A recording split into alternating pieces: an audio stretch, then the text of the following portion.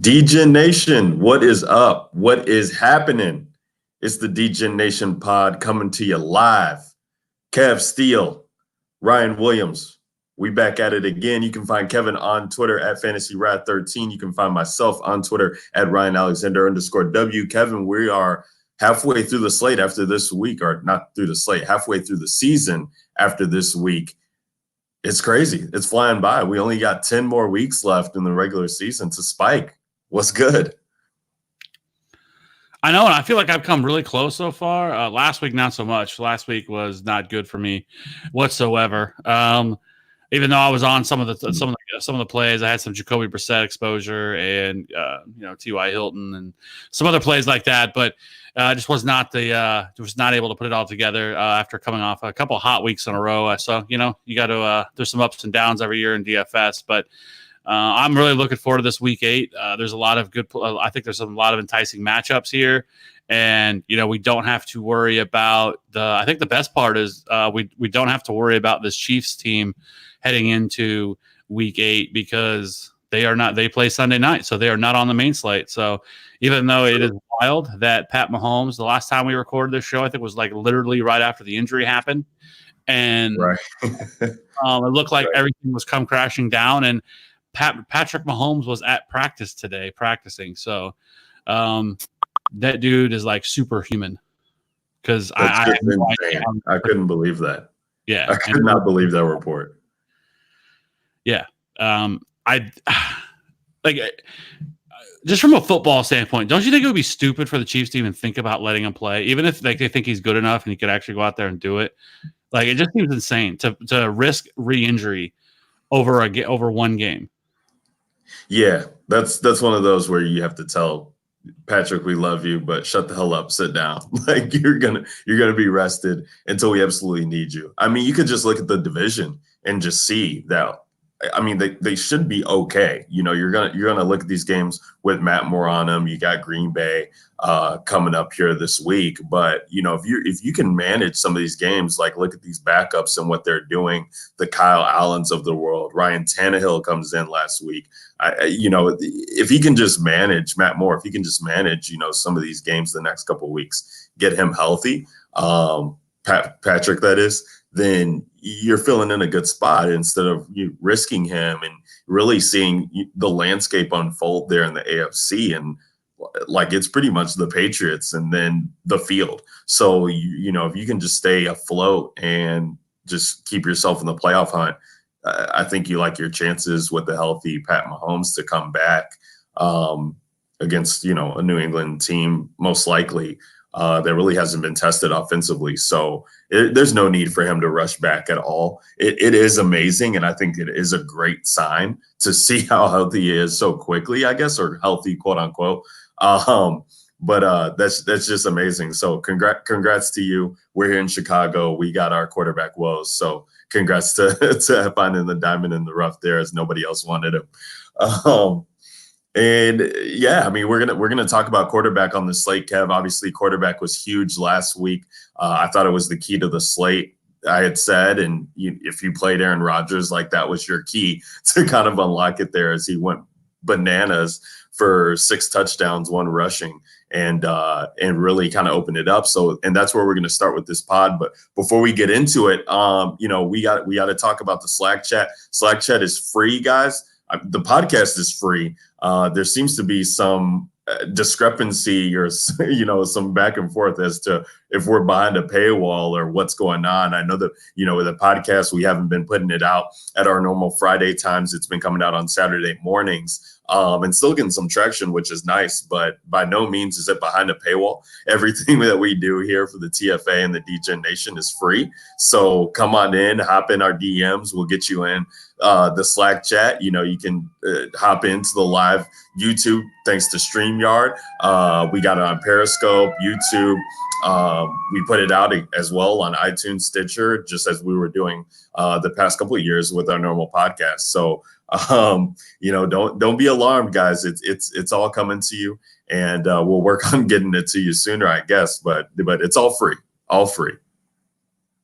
It definitely is free. So yeah, we got a little bit of a negative review about when the show came out and some confusion. So I was like, Oh my goodness. oh, sometimes things happen in life, and we have to. I would much rather have it out on Friday mornings than Saturday mornings, but sometimes things happen, and so is life, and so it pushes it back a little bit. But like I said, like this show is always on YouTube, and it's available. As soon as we're done recording, and you can jump on the old YouTube, go to the Fantasy Authority YouTube channel, and just click subscribe, and you'll always be notified whenever the new show comes out. So. Yeah, absolutely. And so without further ado, we're here week 8. Believe it's episode 64 of the podcast. It's crazy, Kev. We're flying by. We're gonna be like three-fourths of the way to 100 after the season's over. So that's definitely exciting. But we got the week 8 slate. The Millie Maker is back up to $20. So that $10 time frame was very short-lived to get into the Millie. But big wins happening here over at the DGen Nation. A lot of people are doing well early only slates, and really we feel lucky to have everybody who's in the Slack chat kind of chatting it up, because a lot of big plays have come. A lot of big lines have come off of guys playing the showdown, playing afternoon slate, playing the early only, even the main slate, like really just getting onto a sharp core, a sharp build, and talking about the guys who are who are we fading, who are we locking in, things of that nature. So we're having fun over there, and we want you guys to join us. So rate and review the pod, subscribe to the YouTube channel, and let's get to it, Kev. So we got week 8 here. Quarterback, like I said, it's probably going to be interesting again. We got Russell Wilson at the top at 7,200, and then Deshaun at 7,100 are your two high-priced quarterbacks this week, both in great matchups. You got Russell Wilson going against an Atlanta team that is giving up points to a quarterback like it's nobody else's business. I mean, this defense has been absolutely atrocious all year. Russell Wilson finds himself in a good spot, but so does Chris Carson. So I'm not sure how much exposure I'll have to Russell Wilson with him being the highest priced quarterback. But the thing you like about Russell is that you don't really have to guess too much with his pass catchers.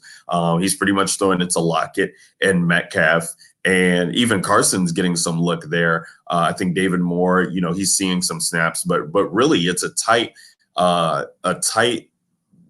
grouping, that a narrow distribution of targets that you get with Russell Wilson there. And then you got Houston with Deshaun Watson going against Oakland, who just got obliterated by Aaron Rodgers in Green Bay, and now they travel into Houston. So he's 7,100, and you get the same type of thing. We got Will Fuller out for what seems like a couple weeks at least with the hamstring injury. So it's going to be DeAndre Hopkins, it's going to be Kenny Stills, and it's going to be Kiki Kuti. And two of those guys are priced way too cheap for what their target share should be. So, you get Deshaun at a high price, but if you can get the pieces with them right, and we get a game, maybe not where he's throwing for 6 touchdowns or throwing for 5 touchdowns as Aaron Rodgers did, but I still think there's upside to be had there. You get a Jared Goff who's next in line, 6,800 on DraftKings, going against a Cincinnati team who, same type of thing. They get obliterated on the ground, but quarterbacks have put up points against them too. And we love playing Jared Goff at home. If we can get him, around this 37 attempts that he had last week against Atlanta, you could find yourself in good spots. The problem is that Cincinnati has quietly been good at stopping wide receiver production as far as scoring goes. So, you're kind of really in a guessing game there as to who's going to pop, and the wide receivers are high priced there too. But one guy I like, Kev, and you got to scroll down to him, is Ryan Tannehill. And you talked about him last week being, somewhat of a play at 4,800.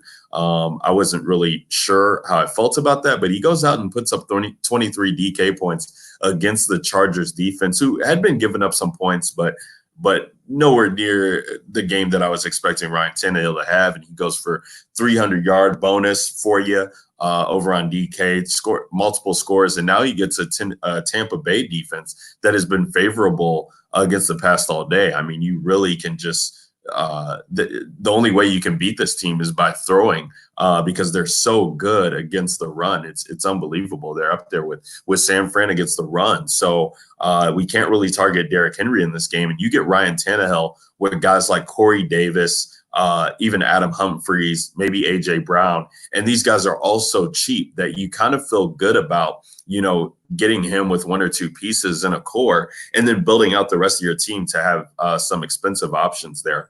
So I love that. Josh Allen is in a good spot, I feel like, going against Philly. And again, a narrow distribution of targets. He's 6,500 though. It's going to be kind of tough for me to play him at that price just because we haven't really seen the 30-point game that you're hoping for. And most of his production in the past has come on the ground in the run, and he just isn't doing a lot with his legs to kind of, warrant the price tag, I feel like. But in GPP, sure, play him with John Brown, who is in a fantastic spot, and I love, and we could talk about that at wide receiver. And you could get a good game from him. So that's kind of where it starts and ends with me. I guess another guy I like is Tom Brady, Kev. I was loving him if we could get, the Josh Gordon revenge game, but he landed on IR today, so he's going to be out for the season. But again, the way that you attack this Cleveland team, or it seems like in the past couple of weeks, is on the ground.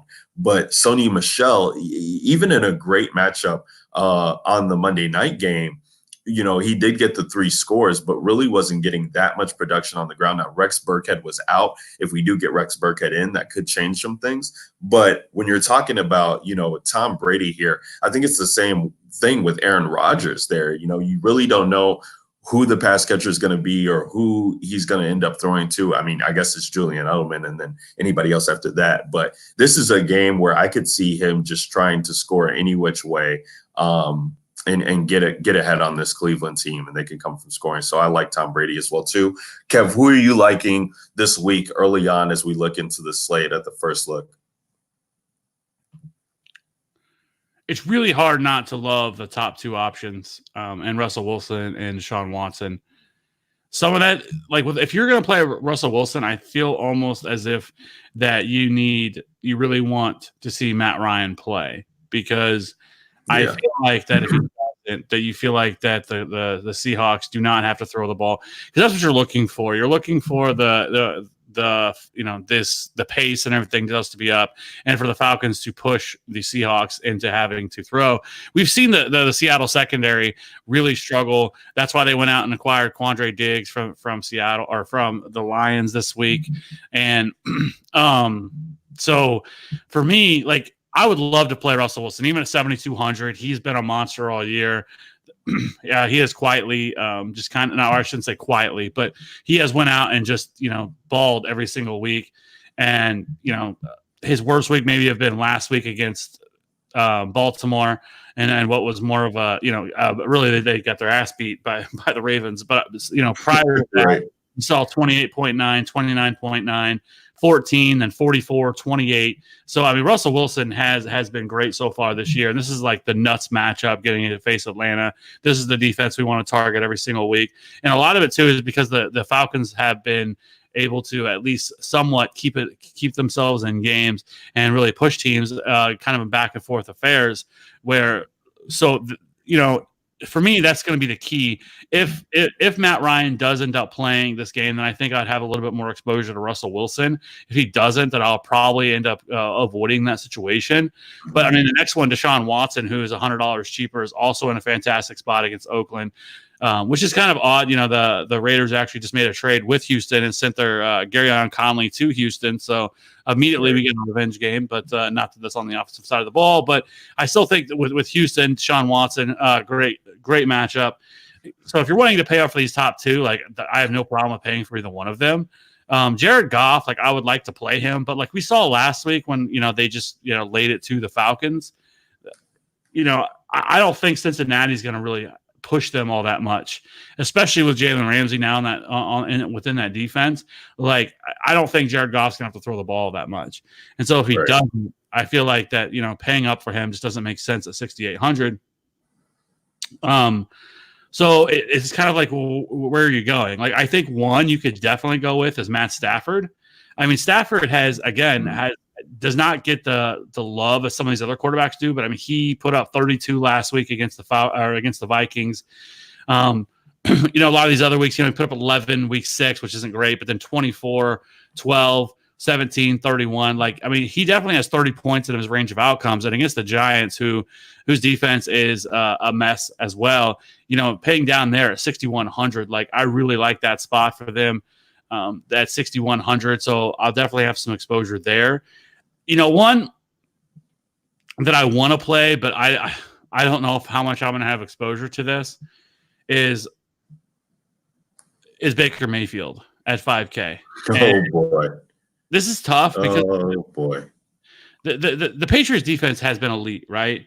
But my only issue with the Patriots is we're about to find out, like, truly how elite this defense really is, because they haven't played anybody. Like, they played Sam Darnold, they played Daniel Jones, they played Case Keenum, they've played Josh Allen, they've played Luke Falk before that, and then the Miami Dolphins, and then, you know, the Steelers. Like, they haven't had to play anyway. Now, granted, the hard part is that the Browns offense has been a mess.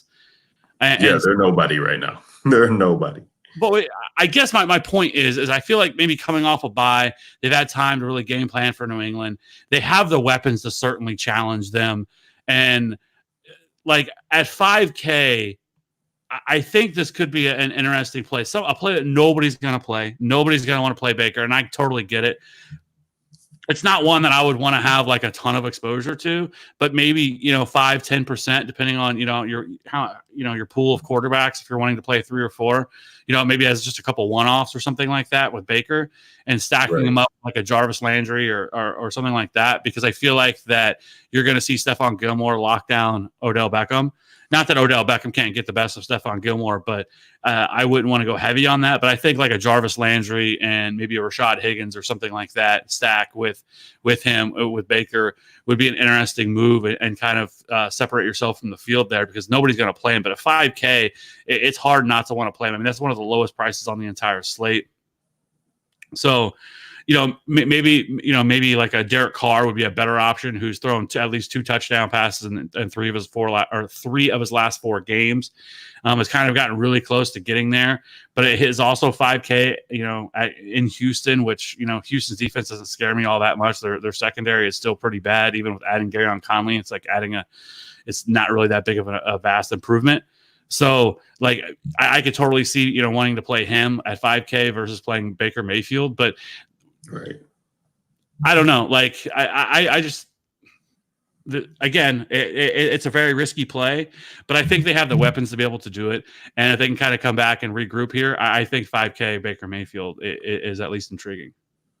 I mean, yeah, if you're playing GPPs, I mean, that is the ultimate GPP play there. I'd be shocked at his ownership over 2%. I mean, because he just hasn't done anything to warrant the ownership play against a Patriots D who might arguably be, I mean, not arguably, they're probably going to be the highest owned defense, Kev, because they're just not priced up accordingly. I mean, this is 4,300, the same price that we got for the Bills. Now, granted, that was, you know, a Monday night game for them, and we kind of had already the pricing set, but you know, they should be priced up to like 5,000 the way that they're playing. And I just don't feel like anybody is going to go to this spot to get to a Baker Mayfield. But again, you know, this is a team where we know where the plays are going to go to. They're going to go to OBJ, who has the matchup against Stephon Gilmore. They're going to go to Jarvis Landry, and, you know, they're just, maybe Antonio Callaway is going to get some run too, but you're not really guessing with Baker Mayfield on who he's throwing the ball to, because it's really gone to those guys. A couple times Ricky Seals-Jones, but really, you know, you're pairing him up with Jarvis Landry or OBJ there. So yeah, if you're playing multi-entering GPPs, Talk about being contrarian. That is one way to go. I won't have any Baker this week, so of course he'll pop off. But he's on the table. Kev, talk to me. Let's talk about Drew Brees here. And the reason we just have to is he was a limited participant in practice this week. It sounds like he wants to play. We just don't know if the team is going to want to rush him back. But if he's able to go, he gets an Arizona defense, even with Patrick Peterson being back, that it allows points to quarterbacks. Daniel Jones didn't really get there as we were expecting last week, but he comes back and immediately you're thinking of this offense as being well in play with Michael Thomas at the top, and even if Kamara misses, maybe we get some Latavius Murray in there. Guys like Traquan Smith and Ted Ginn can be back in play with him out there. So if he plays, are you going to have any exposure to him at all?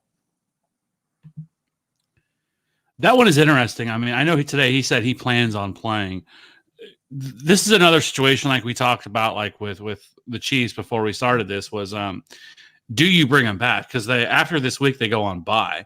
So why bring him back? Just let him, if he's good enough to play this week, they've won out. They have no reason to really play him.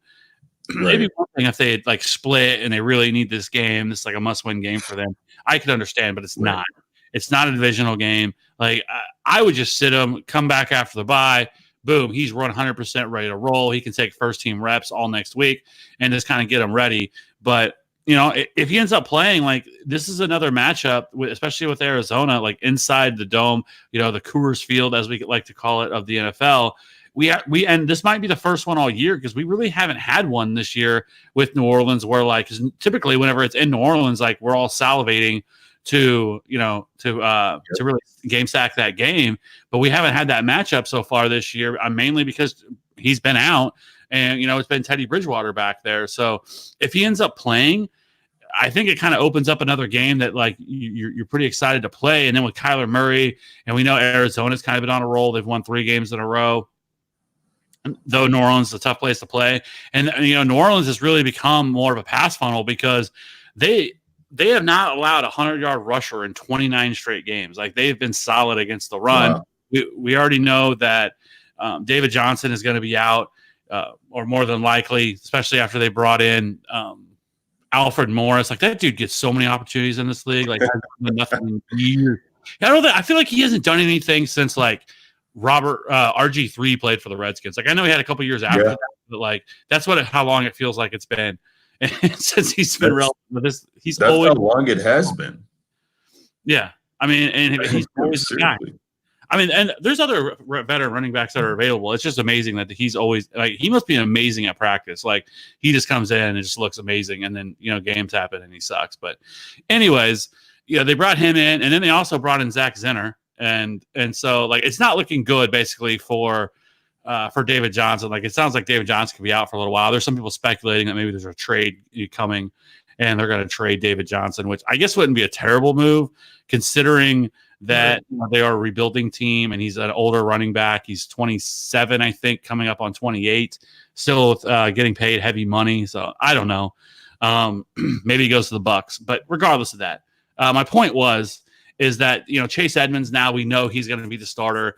But, with this being more of a pass funnel defense, that I feel like Kyler Murray would become much more in play as well at 6,200. Because if we're going to get, an explosive game, back and forth type of game with Drew Brees back here, likely Alvin Kamara sounds like he's going to come back as well.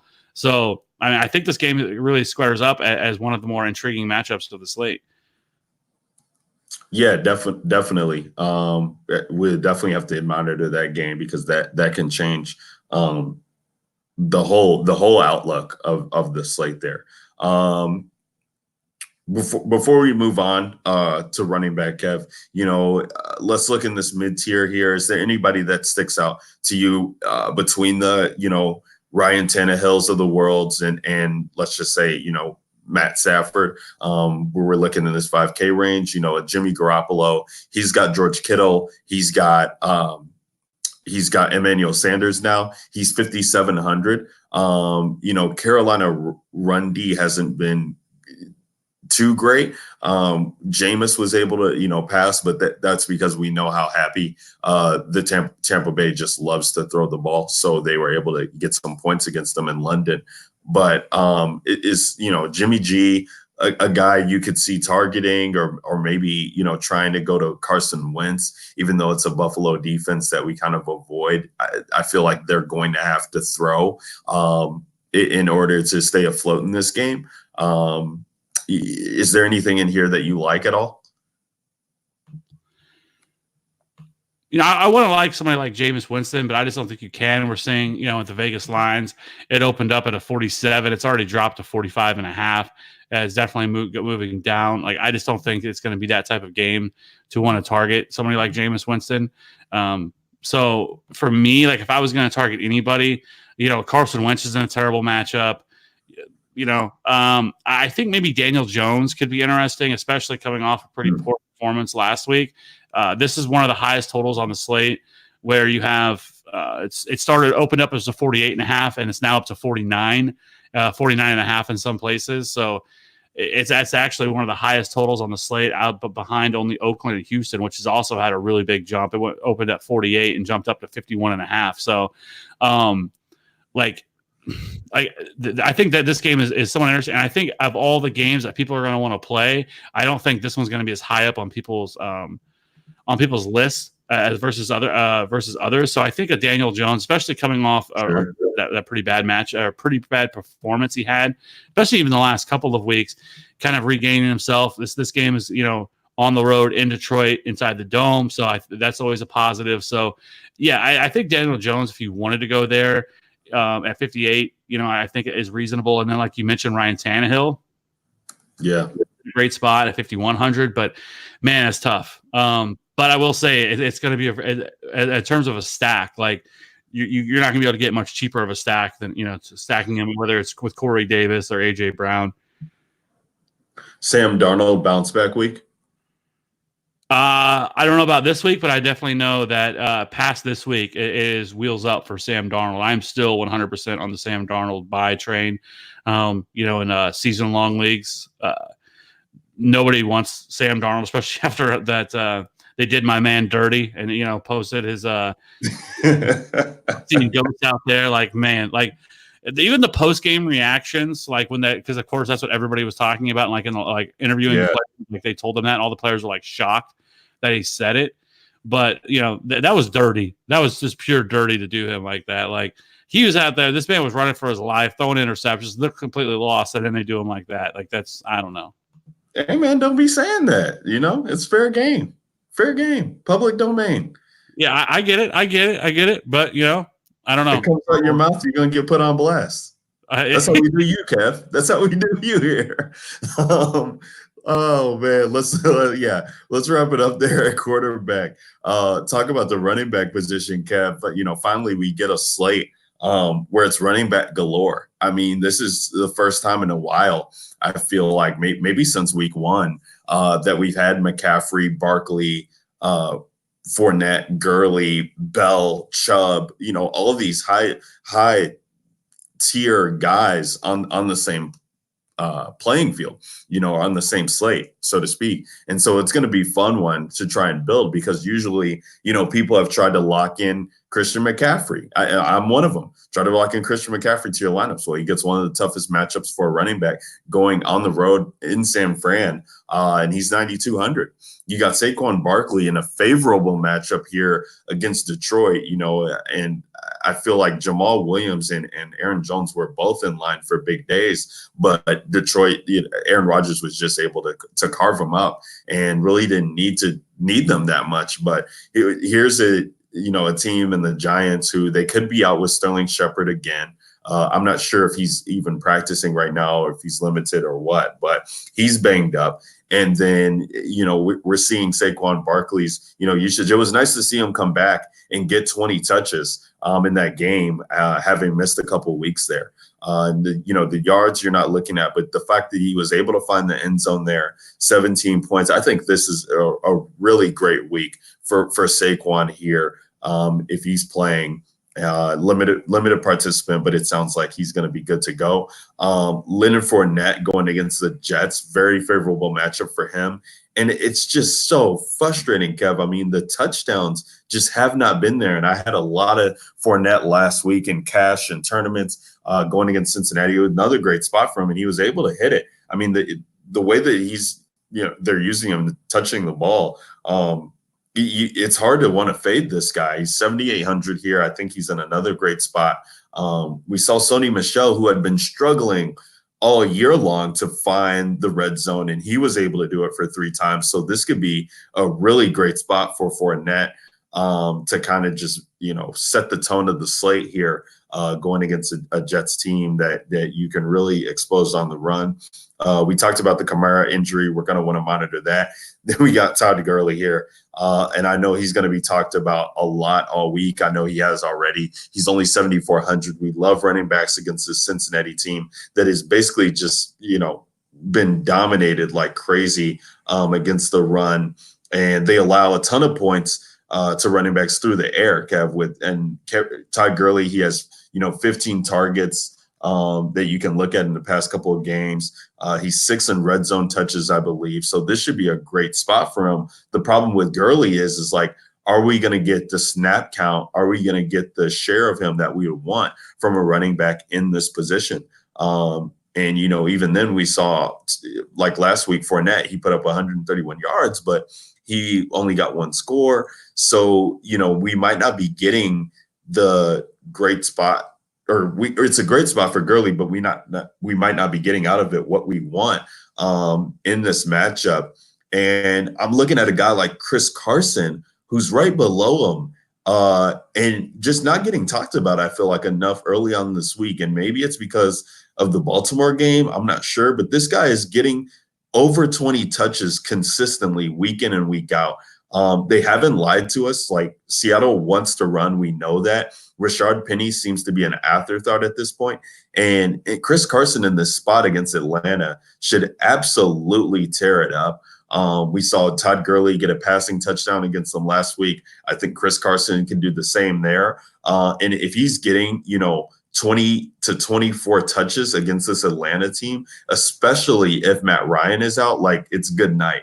And so Chris Carson at 7K, I think he's just too cheap for what we can get out of him. And I'm looking to play him in both cash and GPPs at this price. I think it's a great pivot off of Russell Wilson to get exposure there. Chase Edmonds basically broke the slate last week with his performance, 3 touchdowns, 126 yards. And we talked about David Johnson be banged up. Even if David Johnson plays, Kev, I don't think, we can trust it enough to want to roll him out, because it's 2 weeks in a row now. So week 6, they say that, David Johnson's going to be in and he's playing, and we saw him come in and he did well for himself, 28.2 fantasy points against DK points against Atlanta. And then they said that he was going to be active and healthy for week 7. And we see him come out for one play, basically, get 1 attempt, and then that's your day, David Johnson. So I don't know. We can't really trust Cliff Kingsbury. We can't trust Coach Speak at all, ever. So I think Edmonds is in a good spot, but it just frustrates me that their price is so close together, 64 and 6,200, that it just doesn't seem like a fair spot. A guy like Austin Eckler, he's 5,900. He still has a role, even with Melvin Gordon being back. And the way you attack this Chicago team is with pass catching backs. They're giving up a ton of yards to the backfield, Kev. And a ton of catches. Like they're one of, I think they're bottom 10 in allowing points through the air to running backs. So Austin Eckler finds himself in a great spot. I mean, look at these numbers of targets. 16 targets against Denver. That was Gordon's. What was that? His first game back, or maybe it was against Pittsburgh. But either way, you're looking at this target share for him, and a team that's just going to have to get something going, I feel like, on the road. And if Chicago's able to show out and stop Melvin Gordon from running the ball, like, they're not going to give Austin Eckler attempts. He's out there to catch the ball. And I think he's a fantastic DK play in a game that most people are going to avoid because it has low totals across the field. Who's the other guy? I mean, Sony, I think he's in a good spot at 5,200. We definitely want to monitor Rex Burkhead news because I think that changes a lot. And then we got Ty Johnson, with the news of Johnson being out. I can't think of his name now. The running back for Detroit being out. Ty Johnson finds himself in a good spot now. And he's kind of starting to get a workload there against Minnesota when Kerryon Johnson left the game. So on DK, especially if we can get him, we see 4 targets last week against Minnesota. If we can get a good target share out of him against this Giants team, another team we've liked to attack on the ground, he could definitely be in a good spot. And I think he'll end up being, one of the highest owned plays on this slate as we're looking at the early go here. So Kev, where are you at with running back this week and what are you liking? First off, I think it's pretty easy. Well, I shouldn't say it's easy, but Christian McCaffrey, it's really tough because like you mentioned, the 49ers defense has just been elite so far this year. They've allowed 12.7 DK points on the season, which is, so the next closest is New England at 13, and then the next closest after that is 17.4. So it's almost 5 full fantasy points per game that they're averaging less, to running backs. They have yet to allow a rushing touchdown to a running back or a passing touchdown to a running back. It's been pretty. I mean, it's been pretty nasty of what they've been able to accomplish there on that defense. That front four is just disgusting. So this is tough. This is a tough one to play, but it's also Christian McCaffrey, and you feel like that this might be the week where his ownership is going to be at the lowest you might have seen all year. Now he is 9,200, so there's a lot of things that add up to maybe not playing him, but just a full fade of Christian McCaffrey is tough to swallow because he's somebody that can buck whatever trends are happening. And, whether he could do it on the ground or do it through the air, I don't know. It's tough to completely fade him, but this is a really, really bad matchup for him. So I would understand of not wanting to. Saquon Barkley, who's $300 cheaper, it just has a much better matchup. Well, probably my favorite play on the slate right now for running backs. It really looks like I would much rather. I would prefer to pay up at running back versus paying down, just because this week, last week, there was a lot of interesting mid-tier plays, and right now, I there's not a ton that stand out to me. Right now, I think you could make maybe a case for a Melvin Gordon at 5,400, but he's been completely awful. But the Bears' run defense has just been gashed the last 2 or 3 weeks. A lot of that, I feel like has more to do with the fact that maybe Akeem Hicks has been out. Is that because he's still out, isn't he? Yeah. No, he's out. He's going to be out for the next couple of weeks. So the defense is definitely banged up there, Kev, because he's out. Roquan Smith hasn't been himself, and it's shown that you've been able to gash them because Latavius Murray, he's not an outside runner, he's an inside rusher, and they were just pounding it, hitting them in the mouth with up the gut runs.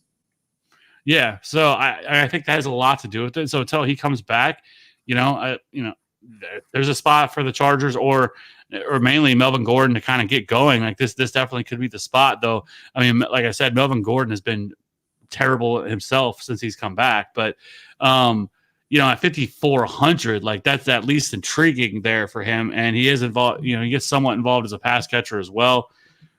Right. He's had 6, 4, and 3 targets the last 3 weeks. So, and he's getting the opportunities. He had 16 carries last week, but he hasn't rushed more than 32 yards. I mean, that is so bad. So bad. Great.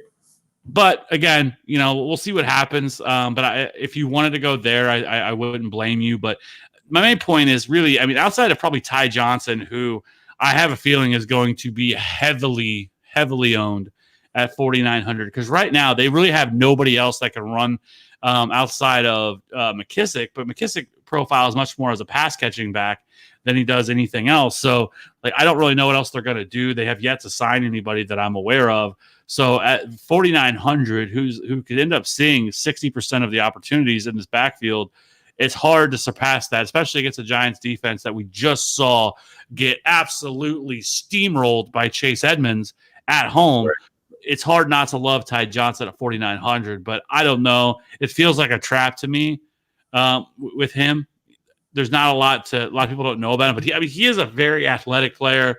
He checks all the boxes when it comes to measurables, but I don't know. This just seems like I said, it very well could be a trap. Yeah, I hear you there. It's just tough, especially, and maybe they end up signing somebody too.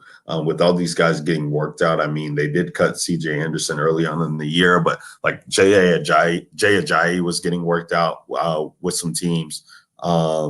There's some guys out there who I could see being signed. So we don't know if this is a situation where they actually are going to trust these guys.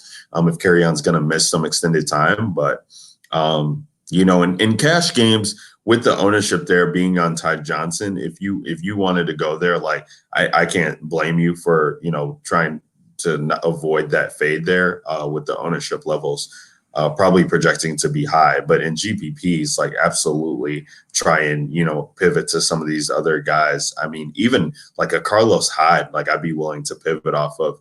He it's not a sexy play, but in favorable matchups, we've seen him eat a lot, KC and Atlanta there when he's getting 21 touches plus. So, he would be a guy I'd pivot to. I'd pivot to, James White or Sony and, even Melvin Gordon. I don't mind that if his ownership is going to be that astronomical.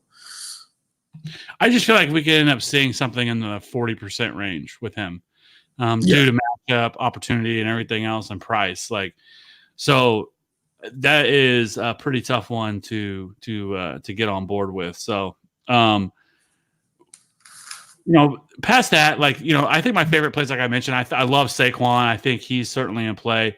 I like the Chris Carson call, though I will say Atlanta has been better against the run than they have against the pass. But with Carson's, he's just seeing so many opportunities out of that backfield right now. I mean, he is just rushing. I mean, his snap share is 7th among running backs. Opportunity share is 8th among running backs. He's 2nd in carries, 18th in targets. He's 5th in red zone he's 5th in red zone touches, 13 in points per game.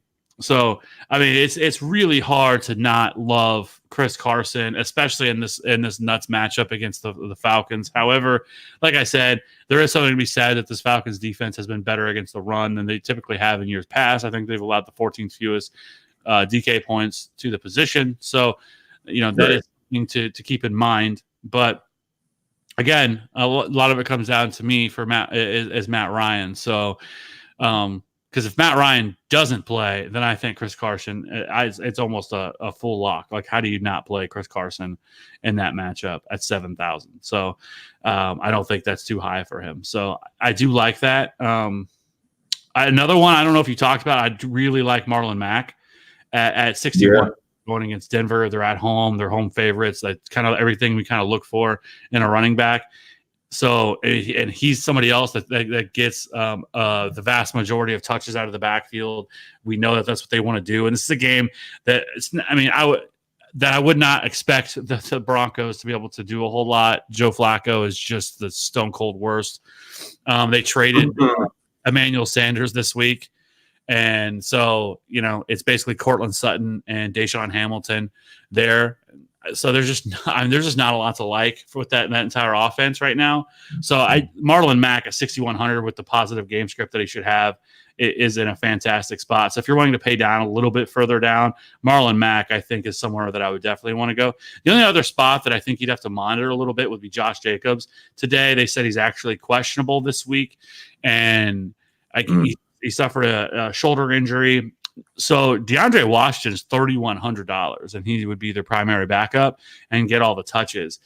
And it's not a terrible matchup against Houston, because if Oakland can keep this game close, $3,100 DeAndre Washington is at least intriguing. That's interesting, Kev. I didn't really think about that. They're giving him touches even with Jacobs healthy. So that could be a guy that we definitely want to monitor, especially for cash matchups there, if he's going to get a lion's share of the work.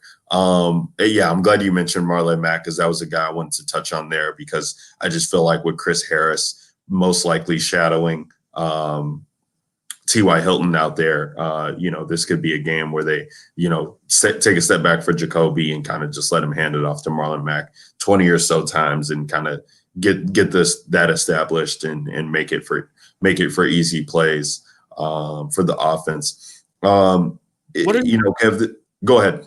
I was just gonna say, what is your thoughts on Todd Gurley? He came back last week, looked pretty good. They, his snap share was down, but I think that had to do with more of the fact that they just drummed the Falcons and had no business really needing to put him out there for that much, which I feel like that's a lot of what we could see again this week against Cincinnati, because Cincinnati has been, you talk about teams that are poor against the run. I mean, the Bengals are the worst against the run. But is he somebody that you can play knowing the fact that maybe you don't get a full complement of a workload for him? I'll be looking for ways to pivot in GPPs, but right now he's in my cash build early on, just because the matchup is so favorable. But the touch share does worry me here in this matchup, and especially if they get up to a lead. I don't know if they're going to want to run him in this game, as Cincinnati has shown absolutely no signs of life that they should even be remotely in this game. So it could get ugly, and we could see Todd Gurley being out. Now, if in GPPs, if we get Malcolm Brown out, I'm going to have some Henderson this week for that reason.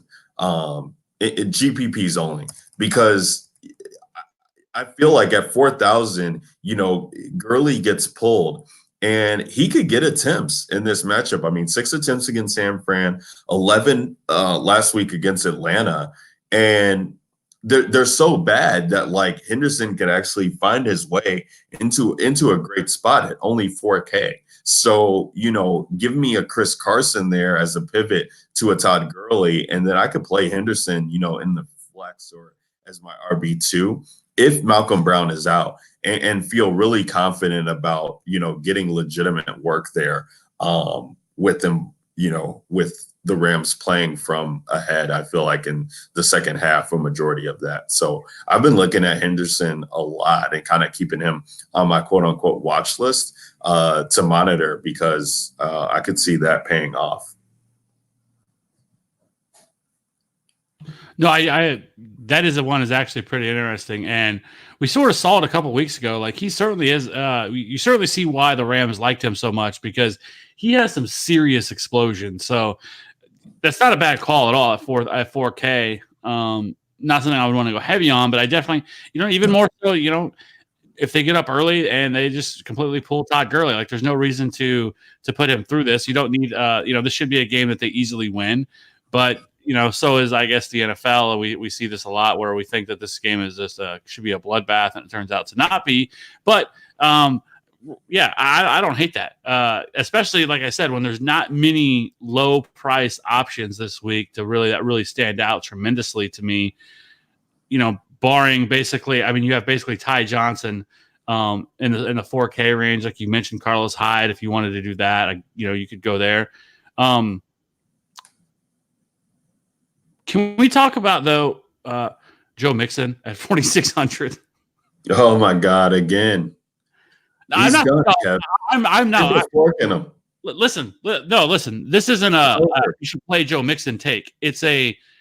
I can't. I'm legit like shocked that Joe Mixon is $4,600. Like, I get why. 10 yards, 8 attempts, 10 yards. Again, I'm not saying that he should be higher. I'm just saying seeing Joe Mixon at 4,600 is jarring to me, because I don't think, but heading into the season, at no point, if someone would have told me that you could play Joe Mixon at 4,600 and I would not be locking him into 100 lineups, I would have laughed at you, right? And here we are, Joe Mixon, $4,600, and I want to play 0 of Joe Mixon. But watch, he's going to go out this week and rush for 140 yards and have 3 touchdowns, and Of course. you're going to end up playing him. But Of course. I'm not advocating to play him. I'm not at all advocating to play Joe Mixon, okay? I'm just saying seeing him at 4,600 is wild. It is amazing, and it is a real shame. There's no way around it. He just looks terrible. He looks like trash. And this isn't a great spot for him. He just can't get anything going, and they can't get anything going. This Zach Taylor offense was supposed to be so explosive, and they just have been playing from behind in so many game scripts that I don't think they can establish what they set out to do, or what their game plan was coming into the season. So yeah, he has fallen mightily. And ironically, price right around Jordan Howard, and it's not a good spot at all for him against Buffalo, but we have seen them, tend to lean on him in times in some matchups. So I don't know. I mean, you couldn't really talk me into playing him, but it's Jordan Howard. Like, he can fall into the end zone twice and pay off, I guess, at that price tag. David Montgomery's interesting to me too, Kev. He's 4,400. Something has to turn around here for this Chicago Bears team. And the Chargers have been gashed on the ground. Like, let's not get it twisted. I mean, Derrick Henry didn't have a great game last week, but was able to find the end zone, kind of paid that off. Before that, James Conner was able to run all over them in the previous matchup. And this Chargers D has just, kind of been got on the run. And so if they're able to establish this at all at 4,400, we haven't seen Tariq Cohen really be out there to run the ball. He's basically out there running routes or pass blocking. So David Montgomery could find himself in a good spot at 4,400. Again, a home favorite here, which is crazy that the Bears are favorite, but that's just how bad the Chargers are. So I could see myself playing David Montgomery and some GPP teams. Yeah, I mean, I want to like this too. I want to play David Montgomery. Like, I felt like David Montgomery headed into the season had so much upside, and this is a perplexing situation that I don't understand what the Bears are doing. Like, clearly Mitchell Trubisky is struggling. Like, why would you not try to take some of that off of him, and really try to, as they say, establish the run. And so you're right. This wouldn't be a terrible matchup. The Chargers have allowed the 7th most rushing yards on the season. So like, I get it. Like, they've allowed 5 rushing touchdowns. So like, they can definitely be beat on the ground, but I don't know if they're going to go this direction. Like, I don't know why they don't commit to him. Like, they seem to have this fascination with getting Tariq Cohen out there in all these different in so many different ways. And so he's always on the field. And it's like they just don't want to commit to David Montgomery, when every time you watch David Montgomery run, generally he looks like the best running back they have. And right. It just hasn't really happened for him yet. And so like, this is certainly a spot that they could do it. The Chargers have not been great. And like you mentioned, like, they're not good against the run. So yeah, like $4,400 David Montgomery, I think, is at least interesting in tournaments, but it could go sideways really quickly. No, that's definitely for sure. That takes into this price though too, at 4,400. Like, he doesn't need to do a ton to be able to pay off that price either. So I do think there's at least some merit and something, to playing him, even if it's 5 to 10% ownership or 5 to 10% exposure. Yeah, I agree. I mean, I think he can definitely pay that off. So I'll definitely want to have some exposure to him there. Kev, let's move on to wide receivers and talk about them here. We got high price wide receivers. Of course, DeAndre Hopkins, he comes in at 8,100, had a good bounce back spot last week. No Will Fuller. His target share has been up there already, but now without Will Fuller, I think they're going to lean heavily on him. He is 8,100. It's hard to swallow. I would play him in cash, probably not GPPs, because of the price tag there. I like to pay up for running backs instead. I'd probably play a guy like Kuti in some GPPs, and maybe Kenny Stills even too, because he's just so expensive. Michael Thomas has been unbelievable, even with Teddy Bridgewater. I mean, 9 targets, 13 targets, 12 targets, 11 targets in his past 4 games, 2 games over 130 yards, and without even only scoring 2 touchdowns in his last 4. But if he's able to get in the end zone here against an Arizona team that has allowed touchdowns to wide receivers, he could pay off mightily. I mean, you're talking about he gets a score in the Jacksonville game. He's gonna, get over 25 points. He didn't even hit the 100-yard bonus there in the Chicago game. He gets a touchdown. You're looking at over 30. We've seen what his upside is against Tampa and putting up 40 points. And so the $8,000 price tag, it seems high and expensive, but he's getting so much work there that it's a great spot. Whether it's Drew Brees or Teddy Bridgewater at quarterback, I'm definitely going to have some exposure to him. Julio Jones is just, he's been okay, but not for the price. Kind of just middling around there at 100 yards, 9-8 catches. Really not what we were seeing against Philly and Indy there at the beginning of the season. So it's hard to trust him at this price tag. I'd much rather pay for Hopkins and Thomas this week. Cooper Kupp, wide receivers have struggled against Cincinnati for whatever reason. Their secondary has been banged up with Drake Kirkpatrick being in and out of games, but his price is just too high. I'd much rather play Robert Woods at 6,300 or Brandon Cooks, who is just way too cheap, Kevin, still is finding a role. Where is he? I know he's in the $5,000 range. Yeah, 5,700. He's just too cheap for still having somewhat of a role here. And, if we can get a big play or 2 out of him, I think he can definitely pay off. It's a week where I'd only want to pay for 1 Ram receiver. So if you can get that right, I think you'll be sitting well in GPPs. Kenny Golladay was a guy I loved last week. Had no exposure to Marvin Jones. I thought it was just a better matchup for Golladay, and then we saw the inverse happen there. But this is a week I feel like a lot of people will chase Marvin Jones, and getting Kenny Golladay at 6,400 against this Giants team is something that I'm not, I want a piece of if he's seeing Janoris Jenkins and crew over there in that game. I definitely want to get some shares of him. Tyler Lockett, he's 7K. It should be, you pairing him with Russell Wilson and hoping that they go off. It's going to cost you a pretty penny to do so. 14K there for the 2 of them. Watson and Hopkins is much more has a much higher floor, I feel like, in that game. So I wouldn't be having too much of him. DJ Chark is a guy I was looking at. D.D. Westbrook's on the injury report yet again. And so if he's banged up, Chark could really see an uptick there. Again, we talk about Cincinnati holding down the wide receivers, and he only went for 3 for 53. Westbrook actually had a really good game, going over 100 yards there with a couple catches, so he paid off mightily. But that's another situation I could see people, wanting to chase there. And then, Tyler Boyd, Kev, he's too cheap. He's 5,100 on DK.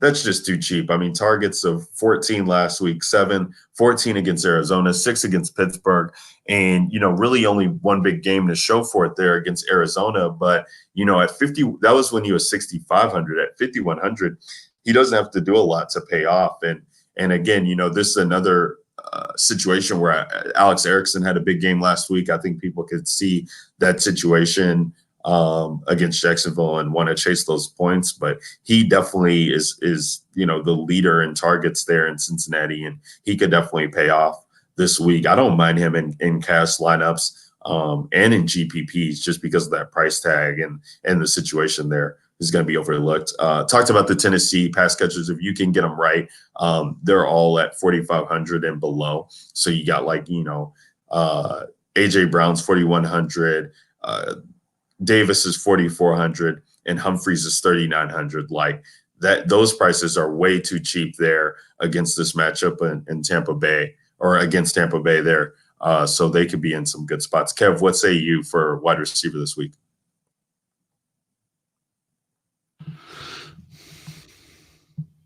So, can we just talk about the fact that DK finally has gotten it right, and they have made the true number one wide receiver in Tampa Bay the more expensive wide receiver now at 7,100. You know, they did that. They did that. It just was on a short game slate. Oh, okay. Well, I'm just saying, you know, he was 60. Oh no, maybe not. He was $200 lower. I thought he was higher price. Yeah, Chris Godwin. Yeah, I mean he is the GOAT. He has been a monster this year, but this is a tougher matchup. But I wouldn't knock anybody for playing Chris Godwin. He's just been that good this year in terms of just targets. I mean, really, outside of 1 week, one week that he would have ever hurt you. 28, 34, 44. You know, I mean, there's. Right. But I don't know about this week. If I wouldn't feel real confident. Like you said, I don't think you really need to pay up a wide receiver this week. Like if you want to play DeAndre Hopkins, you can find a way to get him in. Awesome. If you can find a way to get in Michael Thomas, do it. If you can fit in Julio, definitely. Right? Like I think we're all in pretty solid spots. Maybe not Michael Thomas because of the matchup with Patrick Peterson, but it's Michael Thomas. They move him all around the field. I think they'll scheme ways to get him involved in the offense. But I just don't know if you're going to be able to, with the high price running backs that I'd like to play, there's just no way I'm going to be able to get there. So, where do I start? And for me, I think it's like you mentioned, Kenny Golladay is definitely in play at 6,400. I know a lot of people are going to be recency biased with Marvin Jones, which, to be honest with you, I started to really get a lot of Marvin Jones just because I remembered that Marvin Jones has crushed Xavier Rhodes in his career, like just absolutely hammered him in his career, and it was always kind of made him his bitch. And so Xavier Rhodes had been awful so far this year, and he continues to be. But yeah, so anyways, heading into this matchup, I think this is a really solid matchup. It's one of the top, actually, according to Pro Football Focus, he has the best wide receiver cornerback matchup on the entire slate. He should be seeing a lot of DeAndre Baker.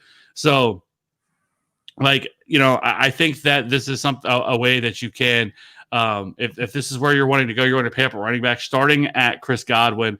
And what we talked about already, or not Chris Godwin, Kenny Golladay, we've already talked about how high of a total this is already, and a matchup where not people are going to play. So I think stacking him with Stafford, I think, is definitely a direction you can head. And I really like that play at 6,400. I think he can easily get on top of that. I do like Allen Robinson at 6K. Like Allen Robinson has been a legit beast so far this year. And it's blown under radars. If you look at even the Chargers pass defense really so far this year, I think they're 28th in DVOA and pass DVOA right now on the season. So they're not really that scary to me. Yes, Casey Hayward would be there, but I think they'll move Allen Robinson all the way to the field, and we know that Mitch Trubisky just will stare down Allen Robinson and just throw it to him regardless of if he's covered or not. So I do like Allen Robinson at 6K. DJ Shark, as you mentioned, is in a fantastic spot as well. Moving further down from that, like if you don't want to play those guys, they're saying Tyrell Williams could be back this week. We sort of talked about how good of a matchup this is, one of the highest or the highest total on the slate. Wanting to get some exposure to that game, 5,500 Tyrell Williams. Is a way you can go. Larry Fitzgerald, if you're wanting to avoid Marshawn Lattimore, I think, with Larry Fitzgerald being in the slot, last week was one of Larry Fitzgerald's worst games in a long time. I think he only had one reception. I think it was the first time he's only had one catch in a game since 2016 or 17, I want to say. Perfect bounce back spot at 5,400. And then, Cortland Sutton has quietly flown under the radar this year and has been the most reliable wide receiver in Denver so far this year. We know he's a big play threat. And he's getting the targets. If you go back, right. I mean, you really have to go all the way back. So on the season, he's at 8, 7, 7, 9, 7, 8 targets, right? And we know that they're going to more often than not, especially on the road, going to be in negative game scripts, and so they're going to have to throw the ball. So Cortland Sutton, especially now with Emmanuel Sanders gone, I think Cortland Sutton at 5,300 is a very intriguing play in tournaments. I'm not overly afraid of the Colts defense. The Colts defense have a decent defense, don't get me wrong, but I think he can win this matchup this week. He's going to be seeing a lot of Pierre Desir, who is not great by any means. So I do like this matchup for him. And then I don't think you really hit on, but if you want to go down further than that, one that immediately stands out to me, was Kenny Stills at 4,700. It is really hard not to have a lot of Kenny Stills. With Will Fuller gone, $4,700 Kenny Stills. And when Kenny Stills has played this year, he's been, he's been a solid deep threat for them so far. He has 2 games. He's only played in 4, but 2 games he has double digits. Last week he had 5 targets, 105 yards, 17.5 DK points, but at 4,700 against the Raiders, we just saw Aaron Rodgers and a bunch of nobodies just dismantle this team. So it's going to be hard not to play a lot of Kenny Stills. If you want to get different and go a different direction, I think Kiki Kuti at 4,100 is a way you can go. And then the other one you talked about was the Titans. And I think A.J. Brown and Corey Davis are 2 ways that you could definitely go to get a little bit different as well. Last week, I think they both saw Corey Davis as 4,400, A.J. Brown's 4,100. They both saw, I think it was 8 and 7 targets last week. So they're definitely both getting looked at a ton. I think this game against Tampa Bay is one of the best matchups that you'll see all year for them. And so taking a stand on one of these wide receivers, I think is smart. I actually got in and really just because I felt like that, like I mentioned, I had some Tannehill stacks and I played a lot of Corey Davis and it worked out pretty well because he had himself a solid week last week. It's amazing what happens with Corey Davis when he all of a sudden gets good quarterback play and he actually gets 4 targets. So if you want to play AJ Brown is much more of the boom or bust deep threat that they have, rookie wide receiver, but at 4,100, that's exactly what we're looking for in tournaments. Somebody with that kind of upside, somebody that can take the top off the defense. That's exactly what AJ Brown can do. This is the first week that he really saw heavy targets. But we've seen it. Some of his ceiling. Week 4 against Atlanta, 3 catches, 94 yards, and 2 touchdowns, 24.4. So, that's in the range of outcomes for him. So, if you want to play AJ Brown and pivot off maybe a Kiki Kuti who's probably going to carry more ownership than him, I think that's definitely an interesting spot. Yeah, no, I agree, Cal. A wide receiver. 5K and under is really fun. And then one who we didn't even, touch on was, oh my goodness, where did I miss him? John Brown at 5,900. Philly, you just take wide receivers against Philly and it's good night. And John Brown, especially with, big plays, I think he's 5th in air yards on the season. We saw Amari Cooper just gash this team last week going deep, and that's how John Brown gets his targets. So, he could take a big one to the house. I think we see one of his, best outings of the year in a similar matchup against the Jets, 7 for 123 and 1.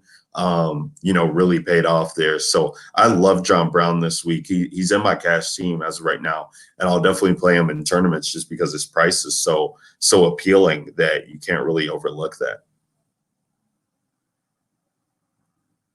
I like it. Actually, there's I think there's another interesting one. We'll have to see what happens, but what are your thoughts on Robert Foster at 3,600? They traded Zay Jones and Duke Williams, who was their number 2. He is banged up. He's with a shoulder injury. He's been limited this week. Now, Robert Foster, of course, you're going to have to monitor to see if he's actually plays this week because he has not played since week 3, I believe. He's been ruled inactive, a healthy scratch the last 2 weeks. But like you just mentioned, like you definitely beat the Eagles deep. Like that is the way you beat them, and that is Robert Foster's MO.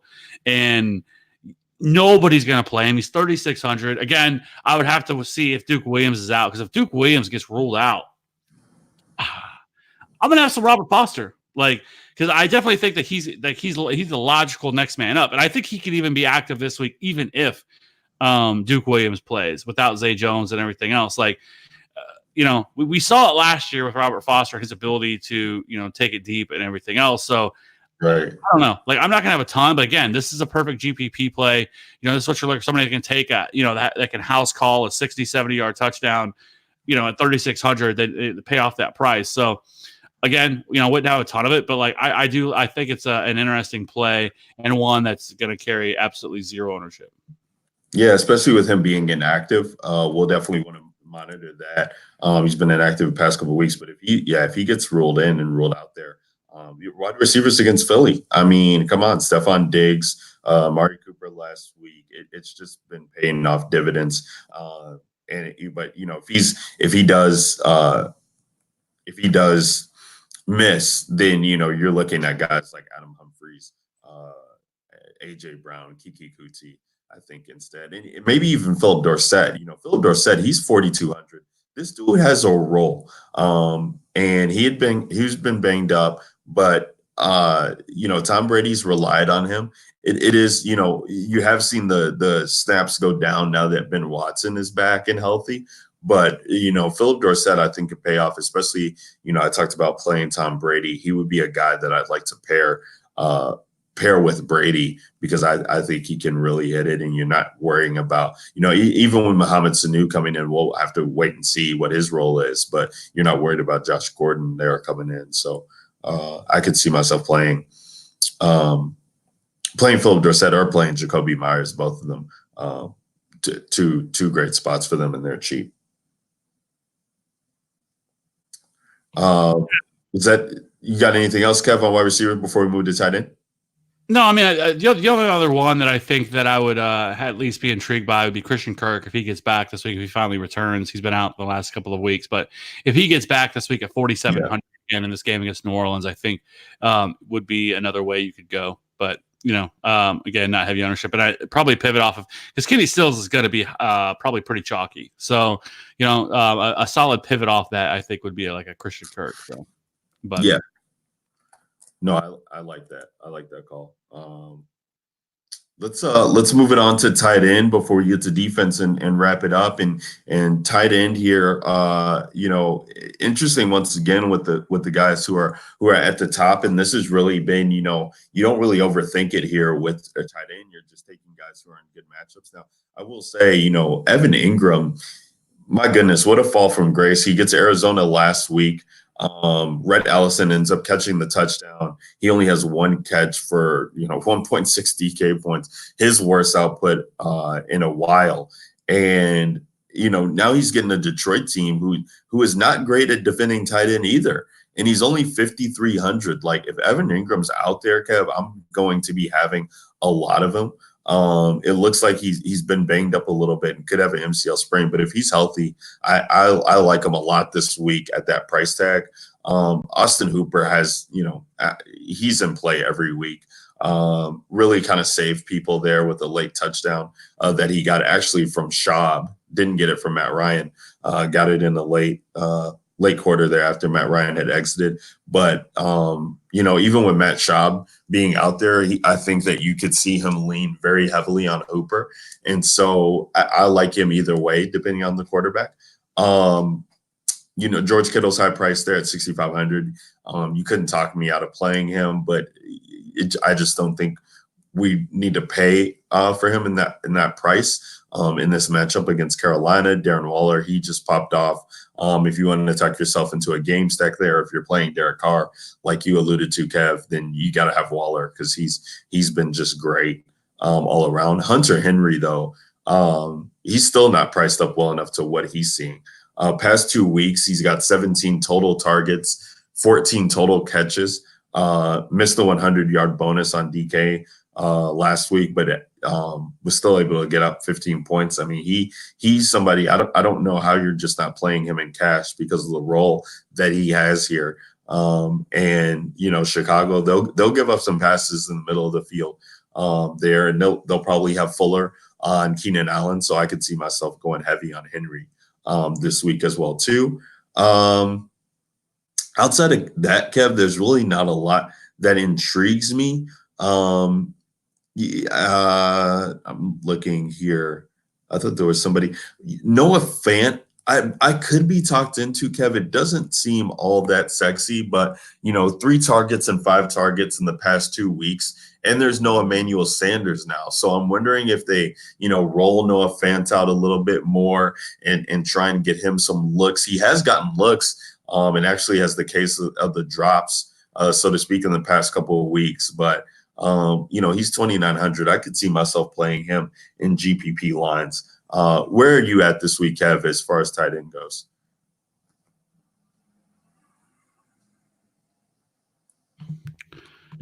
For me, I think it starts at a couple different places at tight end. So for me, I mean, Austin Hooper gets a tremendous matchup this week. The Seahawks have not been great against tight ends. They've allowed the 4th most DK points.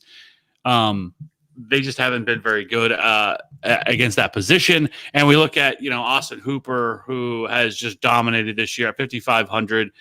I have no problem going there. Hunter Henry, I think, is interesting at 4,900. Continues to see heavy targets from that. Gerald Everett is certainly another place you can go to, but it's tough.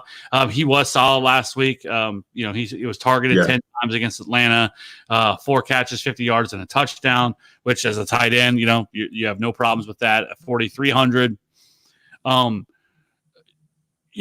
There's a lot of right now, there's a lot of uncertainty around a lot of players because you have Jared Cook, who may not play against Arizona, which if he doesn't play becomes a very interesting debate, which we've had once on this show, but it was last year, which was Scott Hill against our man, Dan Arnold, who is back on the team, by the way, who was the practice squad, and then they elevated back last week. So anybody who's been following the show long enough knows how that turned out for me and Maddie.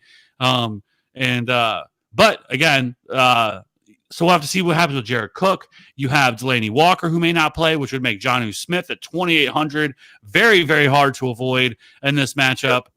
And then, Chris Herndon may be back this week. So there's just a lot of questionables right now. But, again, if Delaney Walker is rolled out, it's going to be really hard for me not to want to play Jonnu Smith at 2,800, who, had a decent game last week, kind of flashed some of that everybody was really excited to play him for last year.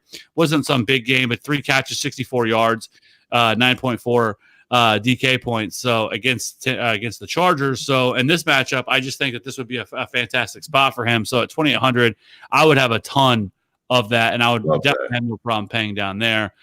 So for me, it's gonna be pretty straightforward. It's gonna be Darren Waller, who continues to be their best pass catcher, and then Hooper, a little bit of Hunter Henry, and then we'll see what happens with these injuries. If we get some injury news and some of these guys are out, like a Delaney Walker, that I'm loading up on Jonnu Smith. Love that call, Kev. Definitely missed him. Jonnu is definitely in a nice spot there, and that price tag is nice as well. So he could definitely be thrown in cash lineups too at 2,800. No Delaney Walker out there, and you're not feeling bad about that at all. Anything else, Kev, before we wrap it up with defense? I think that's it right now. It's just lots of monitor here. Jump in the old DJ Nation Slack channel, and we'll be talking through it all this weekend once we get more information. Absolutely. DM the DJ Nation pod on Twitter or Kevin Steele at Fantasy Red 13 to get in there. Kev, we got defense on the line here, and Patriots are the top. And I mean, my goodness, what is there else to be said? You're looking at their numbers this year. It's absolutely unbelievable. No game where they've scored under double-digit DK points.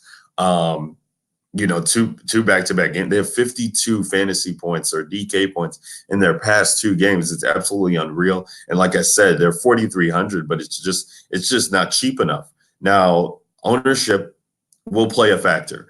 And just knowing that they were on the Monday night slate and all the noise that's been made of them this week, before we even get into any other defenses, Kev, I got to get your take on what to do with the Patriots here. Full fade for me. I'll have 0 Patriots defense. 0%. Yes. 4,300 is a heavy price to pay for any defense, and they had better work out for you because that is a lot to pay for any defense. And they've been working out. Yeah, but see, the thing is, like, I don't think this is a nuts matchup for them. This isn't the Dolphins. This isn't the Jets. Again, I know I'm going to be in the minority here, and that's okay. But I think Cleveland can keep up with them. And if this is what happens, this is going to be a problem. And especially when I can save, $500 and play the Rams, who are getting the Bengals at home. I will much rather take that at $500 discount at 3,800 than play the Patriots defense at 4,300. Oh my goodness, Kev. Unbelievable. I knew you'd have a take. I knew you'd have something special, but full fade, that is crazy. Let's bookmark this, and then we'll come back next week and we'll talk about how I was right. We'll definitely come back. Let's go with the field. And so if you're not taking the Patriots, who are you interested in? Well, I already mentioned the Rams. I think the Rams are playable at 3,800. Past that, I think if you want to go with a Titans defense going against a Jameis Winston, who just always loves to turn the football over, I think that is a place you can go at 3,200. The Colts defense at 2,900 is way too cheap.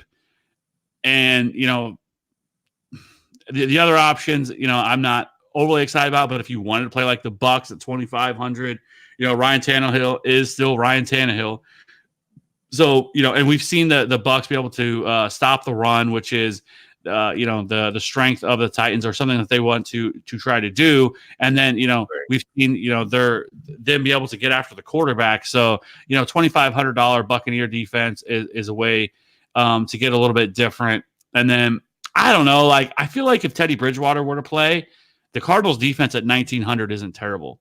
Not a smash play by any means, but to save some money, if you're wanting to pay up at running back and pay up a little bit at wide receiver or quarterback, like $1,900 Cardinal defense, especially now with Patrick Peterson back, I think it's a way you could go. Okay. Any interest in Chargers at 2,300 coming into Chicago? That's also a very interesting one because Mitch Trubisky has been the stone cold worst. So yes, that's actually another really good one too. I like that call. Yeah, they love to make plays there. So Chargers is not too bad if you're paying down. But yeah, for me, I'm going to have exposure to the Patriots. I don't want to fade them, at least for cash at this point in time. I'm just going to pay for them and let that be what it is. In tournaments, yeah, I'll probably have exposure to Tennessee because of the Jameis narrative there. I honestly have exposure to the Bears D at 3,600. Who I think will be forgotten about. But, this is a team that definitely lives off of making plays. And even with allowing 34 points, they still put up 6 DK points. They're able to get to the quarterback. Phillip Rivers has been making mistakes in bunches and has really been so giving to opposing defenses there. The Pittsburgh game, the Tennessee game, just all year. He's been line is trash right now. I mean, just completely trash. They've lost everybody. Yes. So that offensive line is so bad. So yeah, I mean, if they can get pressure on Phillip Rivers, they could just. I mean, Phillip Rivers may not make it out of the game with Khalil Mack and everything else back there. So yeah, that's not a bad one either. Yeah, I just think they're definitely going underlooked with how the offense has been playing. But this is definitely shaping up right now to be an ugly game. The Colts defense too, Kev, at 2,900. They're getting Malik Hooker back this week, I think I saw. So, 9 points against Houston, 10 points against KC. That was with Pat Mahomes, mind you. 7 sacks in their past 2 games. they go out and they make plays. They got some ball hawks on their team, and they've kind of been priced around the the low range there at 2K. Now they're priced up against 2,900, but it's against Joe Flacco. Like I could see myself playing Colts D as well in some GPP lines too. Any final words, Kev, before we move on to building our Millie team? The Patriots defense is a fish move, but I would not expect anything less.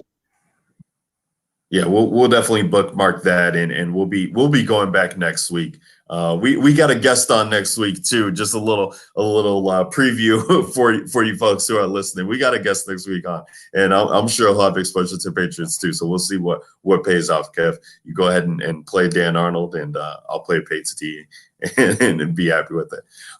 Let's move on to building this Millie team, Kev. We're back up to the $20 mark.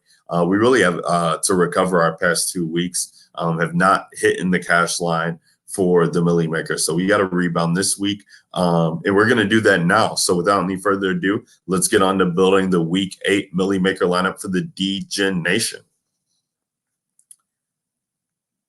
And Kev, I think I'd let you start it off the past couple times. So I'm going to start it off here. And I want to play Chris Carson at 7K.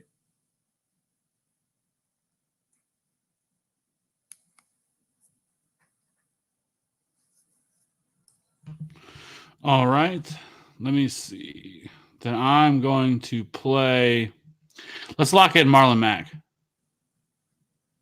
All right. I like where this is going.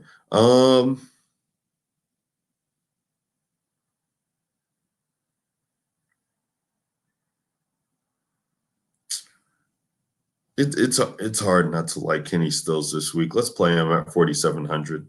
We'll eat the chalk there at this point in time. All right, I'm going to do a little bit of correlation here, and I'm going to play the Colts defense. I like it. Let's get John Brown as well at wide receiver there. I think he gets over 20 DK points this week and is a solid play.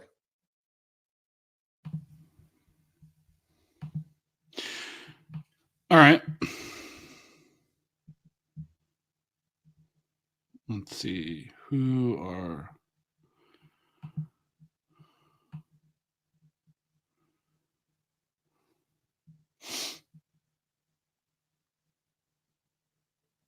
You know what? I can't do it. I really want to play. I really want to play Baker, but I'm not going to do it. I'm going to go Stafford. So that should leave you with an easy call to go at wide receiver. We'll see. Yeah. We'll see. We'll go ahead and we're going with Galladay this week with Stafford. All right. So I can either go tight end or flex. Let me see. I guess it doesn't matter. We could always move.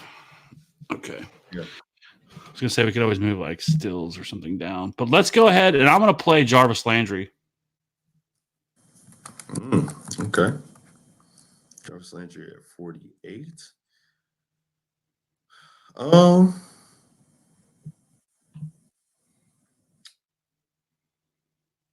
know what? I could live with this. Let's go Evan Ingram at tight end for our correlation. Okay, there we go. Yeah, leave some money on the table.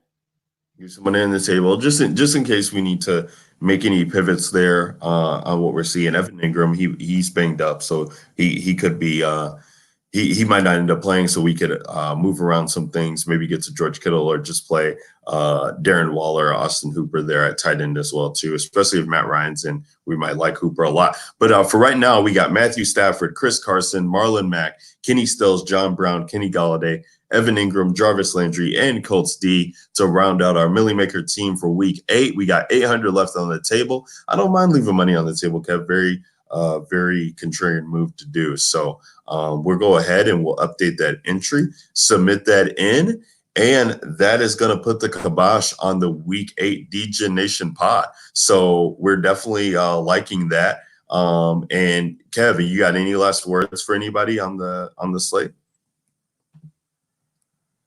Just remember, this is the week the Patriots, we start to question the Patriots defense a little bit. Really, I'm going to be wrong, and I'm just going to get hammered. And the Patriots are just going to steamroll the Patriots. But I am excited next week. You mentioned we're having a guest, Maddie, which, I mean, he's not really a guest. I mean, he's been like, a person on this show forever. But Maddie will be back on next week. We've been trying to get him on the last couple of weeks, but there's been, he's been big time enough, whatever. But no, it was scheduling conflict. But he's definitely going to be back next week. We're holding him to it. We're holding us to it because some of it's been on our end as well of issues. But excited to have him back. He's always fun to have on. And, the tiebreaker of who's right, who's wrong. I mean, he's usually on your side, but then you guys both in the next week come back. How did this happen again? Kevin is always right. Like, why don't I ever listen? And saying so. Okay. Excited for that. But anyways, hit us up. Get in our Slack channel. It's a lot of fun. There's a lot of I think really sharp people in there, and a lot of screenshots at the end of the night on Sundays usually after everyone had a pretty productive day. So just jump in there and hit us up, and we will get you in there. Absolutely. And make sure you're rating, reviewing, subscribing. We definitely love all the interaction that we're getting from you guys. So we definitely want to keep it up there. And that's going to do it for the Week 8 DJ Nation podcast. For myself, Ryan Alexander _W, where you can find me on Twitter, and my co-host Kevin Steele at FantasyRad13. That is going to do it. Have fun out there, guys. We're almost halfway through. We're almost halfway through the season here with Week 8. So, get out there, make some money, be smart with your builds, and we will catch you in the Slack chat. Signing out for the DJ Nation. We out. Peace.